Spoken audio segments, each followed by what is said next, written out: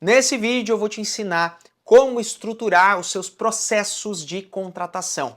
Então esse vídeo é para você médico que está aí sofrendo com aquela sua secretária, sua recepcionista, que de certa forma ela não corresponde com as suas expectativas de contratação.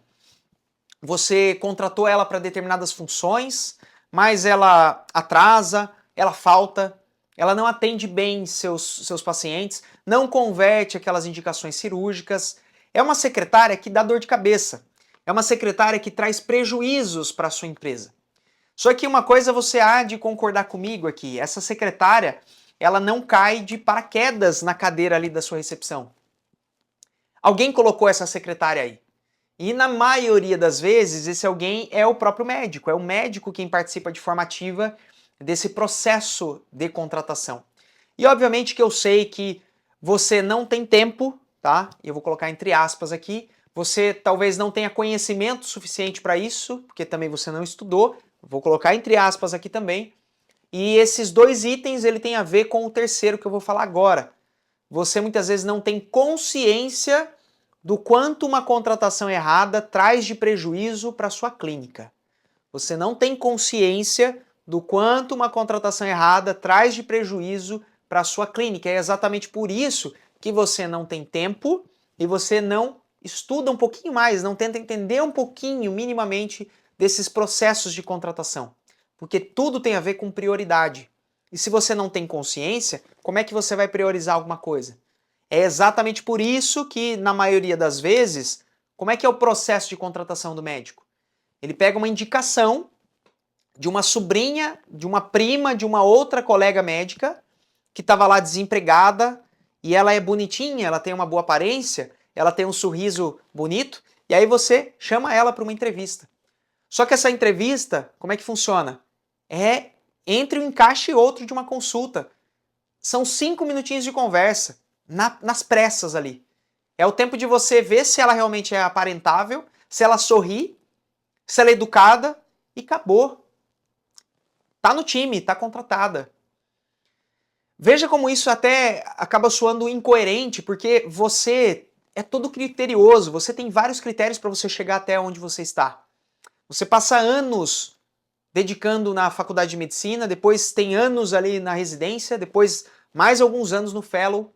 Você investe um dinheirão na formação, um dinheirão em equipamentos, um dinheirão em estrutura, tem marketing, tem tudo que você sabe muito bem de encargos para você montar o seu próprio negócio. E na hora de você selecionar, de você contratar aquela funcionária chave de linha de frente que vai atender o seu paciente, você simplesmente não tem o menor critério. E aí você exige um nível de excelência, o seu nível de excelência, de uma secretária, de um colaborador que foi contratado num processo absolutamente amador. Acaba sendo incoerente. E a questão não é se você nunca teve problema, é quando você vai ter problema com essa contratação errada. Porque se hoje você ainda não sentiu nenhum prejuízo com isso, em algum momento vai dar problema. Porque é assim, mexer com pessoas é desafiador. Talvez você tenha mais dificuldade até mesmo de lidar com gente, lidar com os seus colaboradores, com o seu time, do que até mesmo aqueles desafios clínicos, aqueles casos difíceis dos seus pacientes. Porque além de sair da sua ossada, né, da sua área de especialidade, também é literalmente um desafio para todo mundo. Lidar com pessoas é desafiador. Então você precisa minimizar esses riscos, essas falhas, que normalmente vai custar tanto do seu tempo, porque você tem que fazer todo um processo de contratação, tem que treinar, tem que mandar embora, enfim, é um desgaste que é de tempo, é emocional, porque você fica se desgastando ali, a sua paciência, literalmente. Desgasta o seu faturamento, você vai ter um prejuízo no seu faturamento. Você vai ter um prejuízo na sua imagem. A sua reputação como médico é manchada com um colaborador ruim, com uma secretária ruim. Você pode apostar que uma secretária ruim, ela vai prejudicar a sua imagem, porque o seu paciente ele não vai sair falando da sua secretária, ele vai falar do médico. Ele vai associar a você. Sem contar que a própria experiência do paciente também é comprometida. Então eu estou falando aqui que uma contratação errada, ela vai prejudicar a sua empresa de todas as formas. E se você não quiser passar por isso, você precisa estruturar o seu processo de contratação.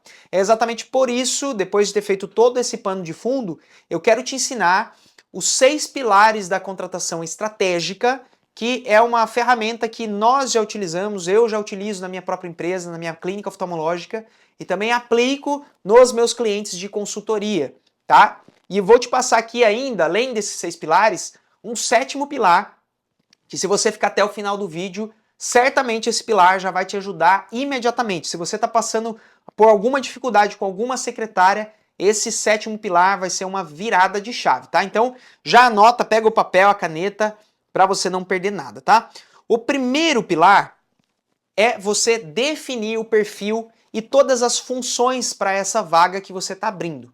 Então, antes de você sair divulgando, antes de você sair contratando, você precisa definir muito bem qual é o perfil para essa vaga, tá?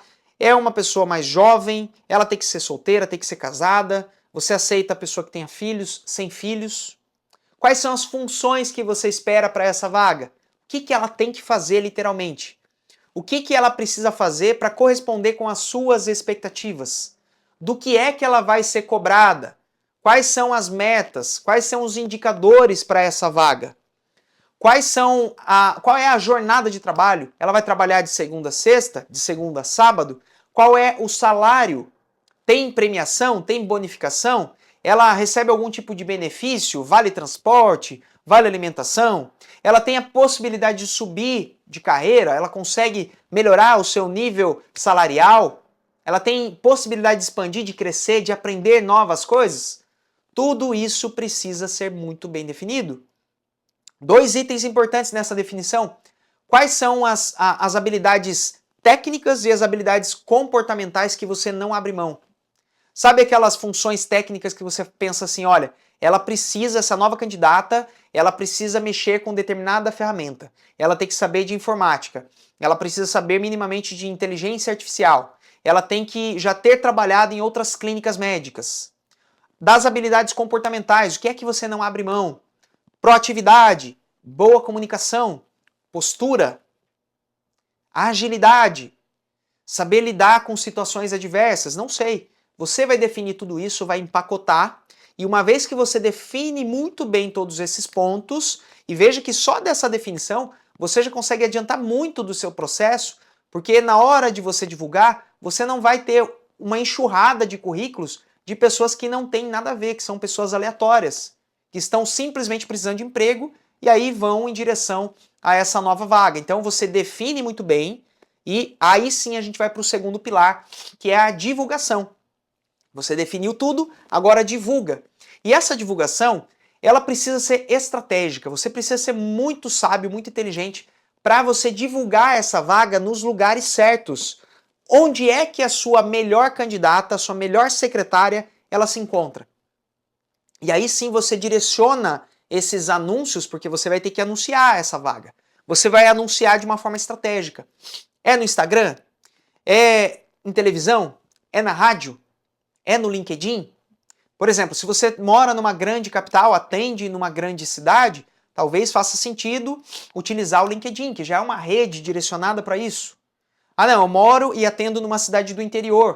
Então talvez faça sentido alguma televisão local ou a rádio. Seja estratégico, você precisa ser sábio, colocar essa vaga, divulgar de uma forma estratégica, tá? Não dá para fazer de todo jeito. E uma vez que você divulga, ainda você tem que colocar lá como é que essas pessoas vão entregar o currículo. Se é pelo e-mail, se ela vai mandar pelo Instagram propriamente ali em PDF, ou se ela vai deixar em mãos na clínica. Você precisa definir tudo isso. Uma vez que você divulga, agora a gente vai para o terceiro pilar. O terceiro pilar é você selecionar esses currículos. Então, na hora de você selecionar os currículos, você precisa estabelecer quais serão os critérios de inclusão e quais serão os critérios de exclusão.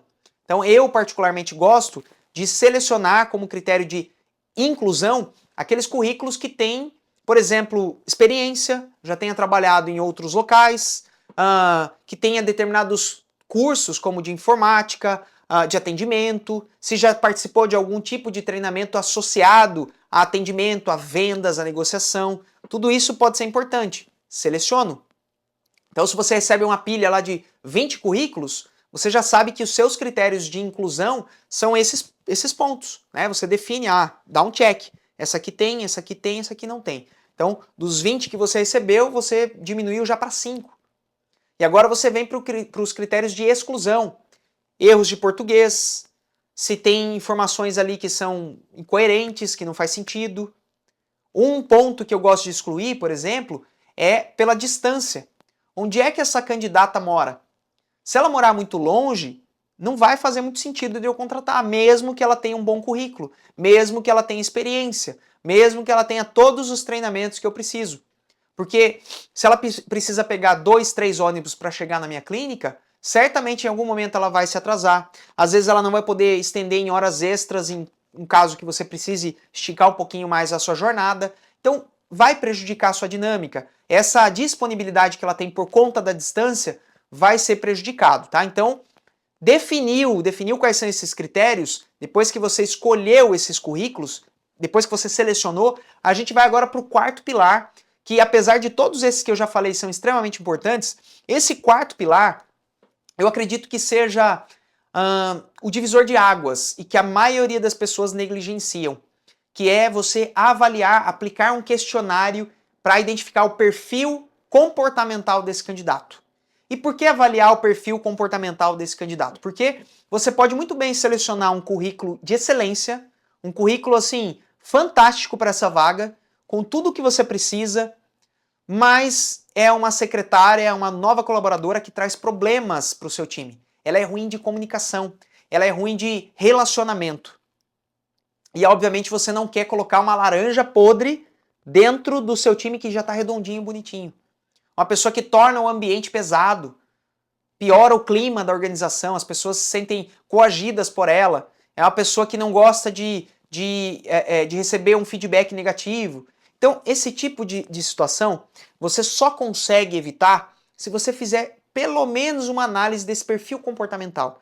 Eu não vou me ater, não vou me aprofundar em falar diretamente como funciona esse questionário, mas você pode pesquisar por aí. Particularmente eu já utilizo e aplico com os meus clientes o formulário, o questionário da análise DISC, tá? Então você consegue avaliar por meio desse questionário DISC o perfil comportamental desse candidato, para saber se é um perfil dominante, se é um perfil influente, se ele é um perfil estável ou se ele é um perfil conforme. Cada um deles indica qual é a característica comportamental desse candidato. Então é uma pessoa que ela é mais maleável, é uma pessoa que é boa de relacionamento, é boa de comunicação, é uma pessoa amigável, ou é uma pessoa mais pragmática, é uma pessoa mais voltada para cálculos, para exatas, enfim. Você consegue definir e a partir dessa identificação você consegue entender se ela faz sentido para essa vaga ou não. Tá? Então essa parte é fundamental. Você vai estabelecer um critério que ajuda você a selecionar as pessoas não somente pela capacidade técnica, mas também pelos seus comportamentos. Muitas vezes vale muito mais a pena você pegar uma secretária que nem é tão boa tecnicamente, que ela não tenha tantos treinamentos, tanto conhecimento, tanta experiência, mas que é muito boa de relacionamento.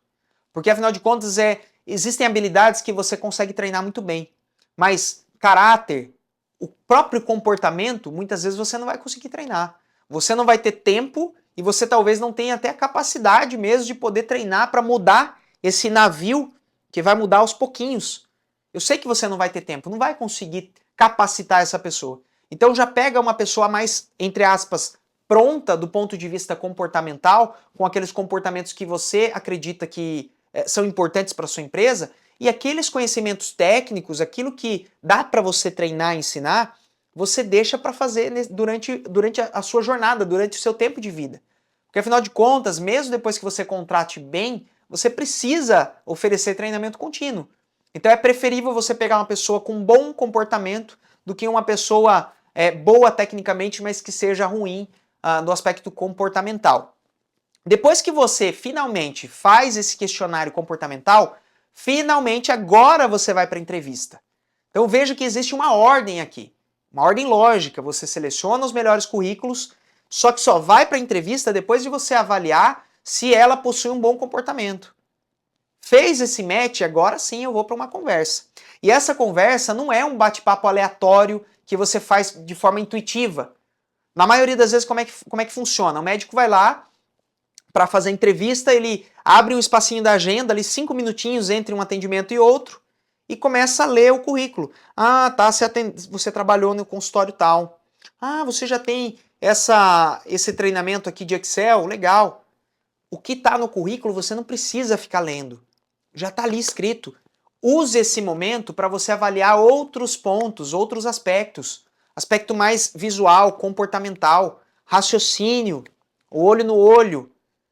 É uma candidata que fica ali de braço cruzado, curvada, olha para baixo, ou ela é olho no olho, sorridente, está atenta aos movimentos. Tudo isso vai trazer algum nível de informação para você. E nessa entrevista você tem que aproveitar para colher mais informações, coisas que você não conseguiu nem na análise do currículo e nem no questionário comportamental. Então avalie, por exemplo, com perguntas abertas, dados históricos, né? Por exemplo, você trabalhou em tal clínica, me conta um pouquinho o que você fazia lá. Faça perguntas abertas, escute mais, ouça mais e observe.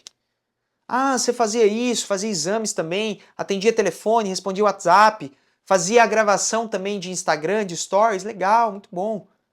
Me explica aqui, por que é que você ficou 3 meses nessa empresa? Por que ficou pouquinho tempo assim?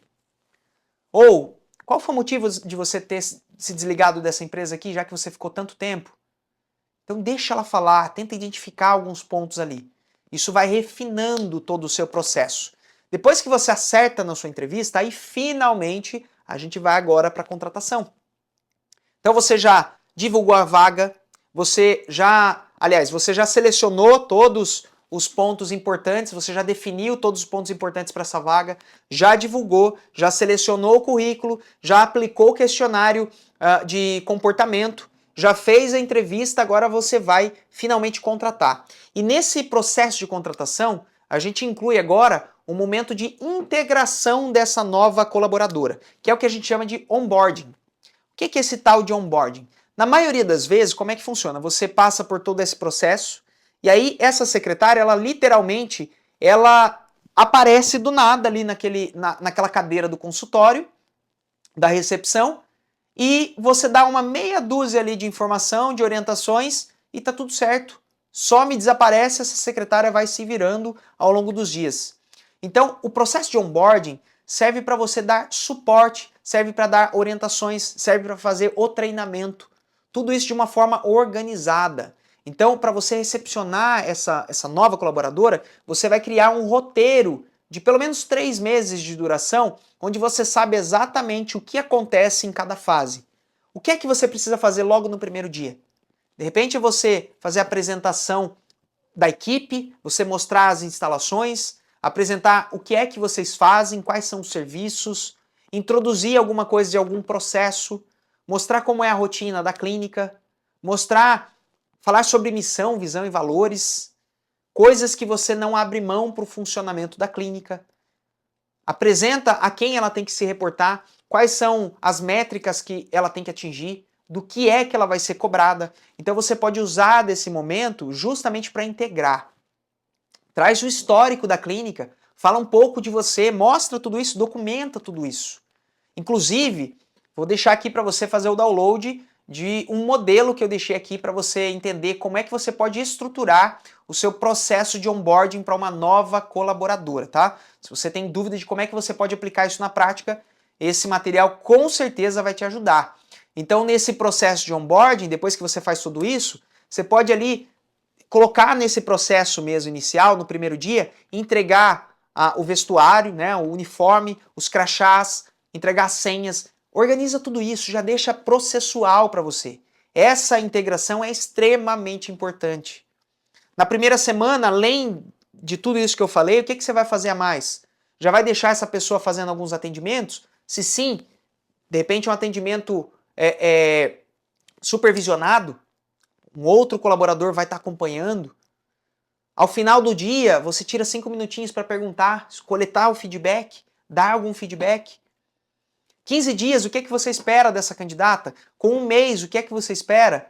ao final dos 3 meses, o que é que ela tem que estar entregando. Obviamente que ela não vai estar completamente capaz, né, extremamente capacitada lá no primeiro dia, na primeira semana, mas você precisa ter uma perspectiva ao longo do prazo, ao longo dos 3 meses. Como é que essa nova secretária precisa estar aqui no terceiro mês, né, no dia 90? Você precisa estruturar isso. Você, com isso, alinha as expectativas com essa nova colaboradora e você não cobra por coisas que você não alinhou com ela lá atrás e nem ela também deixa de fazer coisas que foi acordado. Então, é tudo previsível. Você precisa criar esse processo porque certamente vai facilitar e vai diminuir as suas taxas de turnover, de renovação, pessoas que acabam sendo desligadas porque não fizeram direito, ou de repente elas se sentem desorientadas. Tem muitas secretárias que pedem a conta literalmente porque, enfim, elas não se encaixaram. E na raiz do problema, a verdade é porque não teve um processo de integração, não teve onboarding, tá? E se você ficou até o final desse vídeo, eu falei que eu falaria sobre o 7º pilar, e esse já pode funcionar hoje para você se você estiver vivendo algum tipo de problema com alguma secretária. E direto e reto, esse 7º pilar é: seja rápido para demitir. O critério aqui é: seja minucioso, seja criterioso, siga processos para contratar, seja lento para contratar, mas seja muito rápido para demitir. Todo esse processo, obviamente, não garante que você contrate uma melhor secretária ou uma boa secretária. Obviamente não garante. A gente está falando de pessoas. Pessoas são sim previsíveis. Mas, se você percebe algum ponto que não faz parte, não tem fit com a sua empresa, demita rápido. O ser humano tem habilidade de se adaptar rapidamente, tanto com coisas boas quanto com coisas ruins. Obviamente, se você tem uma secretária ruim, em algum momento você foi permitindo. Você permitiu, porque você ficou na esperança de que ela ia melhorar. E a grande verdade é que ela não melhora. Ela não vai melhorar e essa secretária, inclusive, ela pode estar prejudicando todo o desempenho de toda a sua equipe. É como uma laranja podre, ela vai contaminar, contamina o ambiente, dá um mau exemplo para todo o resto da sua equipe. Então seja rápido. Se você tem uma secretária que não está funcionando hoje, não espere que ela vai melhorar. Demita, seja rápido para demitir. Quanto mais você vai postergando, mais caro vai ficar o desligamento dessa secretária. Então pense muito bem, quando você vai criar todo esse processo, você precisa ser criterioso. Seja lento, seja processual mesmo. Mas na hora de demitir, percebeu qualquer coisa, qualquer desarranjo, demite o quanto antes. Seja rápido. Eu tenho certeza que se você aplicar tudo isso, vai fazer toda a diferença no seu processo, você vai ter muito menos dor de cabeça. Então, se você gostou, se fez sentido para você, não esquece de comentar, liga o sininho para receber novas notificações e também não deixe de compartilhar com seus amigos para que a gente continue mantendo esse canal ativo. Tá certo? A gente se vê.